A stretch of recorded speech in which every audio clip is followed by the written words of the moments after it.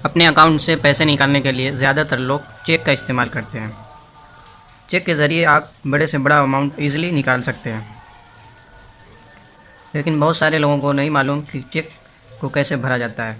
तो आइए चलते हैं। जनरली चेक 3 तरीके के होते हैं। पहली सिचुएशन ये है कि हम अपने अकाउंट से खुद पैसा निकालना चाहते हैं, और दूसरा ये है कि हम अपने अकाउंट से चेक के ज़रिए किसी और को पैसा देना चाहते हैं, और तीसरा है कि हम जिसके नाम पे हमने चेक बनाया है वो सिर्फ उसके ही अकाउंट में पैसा जाए। हम खुद अपने अकाउंट से पैसा अगर निकालना चाहते हैं तो उसके लिए चलिए फॉर्म चेक को भरते हैं। तो सबसे पहले हम यहाँ पे डेट डाल देते हैं। हमने यहाँ पे डेट डाल दिया है। अब उसके बाद यहाँ पे से एकदम सट के हम सेल्फ लिखते हैं। हमने सेल्फ डाल दिया है। अब उसके नीचे रुपीज़ में हम जितना अमाउंट हमें डालना है वो डालते हैं। तो चलिए अमाउंट डालते हैं।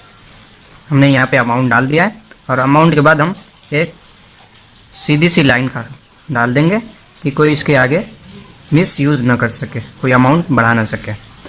अब इसके बाद हम यहाँ पे अमाउंट को हम अंकों में डालेंगे, यानी नंबर्स में। हमने यहाँ पे अमाउंट डाल दिया है।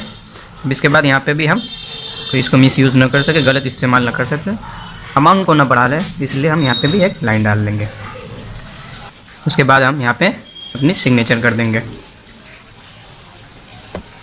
सिग्नेचर हम इसके बीच में करेंगे, इसके नीचे नहीं और इस पे भी नहीं, वरना ये जो चेक होगा ये अनवैलिड हो जाएगा, कैंसिल हो जाएगा। हमने यहाँ पे साइन कर दिया है। अब ये चेक रेडी है। अब नीचे ये जो है ये है चेक नंबर, इसको हम नोट करके रख लेंगे। एक चेक लिस्ट आती है, उस पर हम नोट करके रख लेंगे। कभी भी चेक को कैंसिल कराना तो हम इसको आसानी से जोड़ सकेंगे।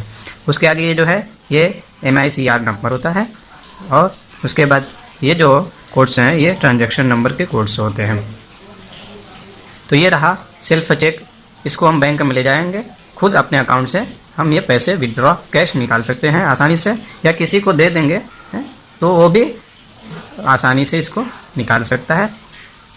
और इधर पीछे हम 2 साइन और कर देंगे कि अगर ये आगे की साइन मैच ना हो सिस्टम में तो यहाँ से बैक साइड से भी मैच कर किया जा सकता है।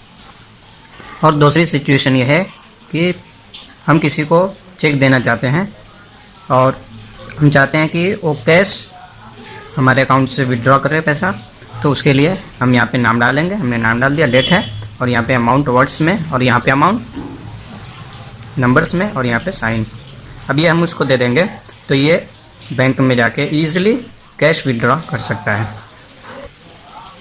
और तीसरी सिचुएशन ये है कि हम किसी को चेक देना चाहते हैं, लेकिन हम चाहते हैं कि वो उसका पैसा सिर्फ उसके अकाउंट में ट्रांसफ़र हो, वो कैश ना निकाल सके, विड्रॉ कर सके। तो उसके लिए हम क्या करेंगे, ऊपर हम 2 लाइन डाल देंगे और इस पर हम AC पे अकाउंट पे ही डाल देंगे। तो सिर्फ वो अपने अकाउंट में जिसके नाम से हमने ये चेक बनाया उसी के अकाउंट में ये चेक डिपॉजिट होगा, उसके अलावा दूसरे अकाउंट में डिपॉजिट नहीं होगा। तो ये तीसरे तरीके का चेक था।